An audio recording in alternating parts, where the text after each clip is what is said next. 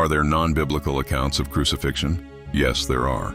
Ancient writers outside the Bible describe the cross with cold detail. Their words are not sermons. They are reports from a hard world, a world where Rome nailed rebels and slaves to wood, a world where shame was sharpened into policy. Picture the city on a hot afternoon. Soldiers drive stakes into the ground. Crowds pass on busy roads. Bodies hang for days. It is not a quick death. It is a public warning. This is how empires speak without words. A Jewish historian named Josephus saw it with his own eyes. He returned from scouting and found many captives crucified. He recognized 3 men he once knew. He begged the commander to take them down. All 3 received medical care. 2 died, 1 survived. The note is brief and devastating. It shows how common the cross had become in Judea. A Roman philosopher named Seneca adds another angle. He describes crosses of many kinds. Some victims hang head downward. Some are impaled through their private parts. Some are stretched out with arms wide. Different shapes, one purpose: to crush a person slowly in body and in soul. Rome's great orator Cicero tells us how the elite felt. He calls crucifixion the most cruel and loathsome penalty. He says the very word cross should be far from a Roman citizen, far from his eyes, his ears, his thoughts. The cross was not only pain, it was civic disgrace. It was social death before physical death. Ancient rhetoric also notes the staging.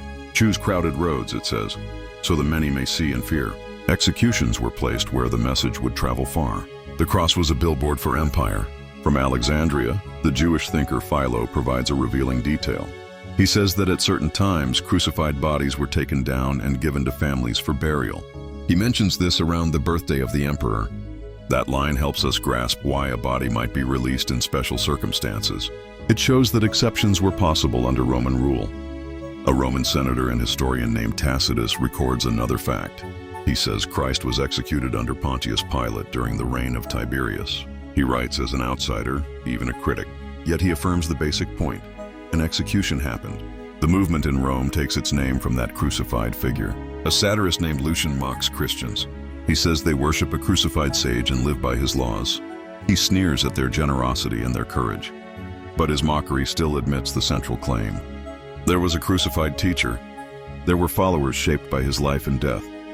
A Syrian letter by Marabar Serapion speaks of a wise king of the Jews who was executed. The writer says his wisdom lived on in his teaching. He is not preaching the gospel. He is reflecting on justice and fate. Yet he points to a death that mattered. A kingly figure killed without mercy. Pliny the Elder gives us a bleak footnote from daily life.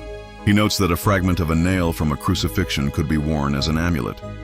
It is a window into the superstition of the streets. Even execution hardware became a charm. Such lines remind us how close the cross stood to ordinary people. Archaeology brings bone and iron to the table. In Jerusalem, an ossuary held a heel bone with a nail still driven through it. The name on the box was Yehohanan.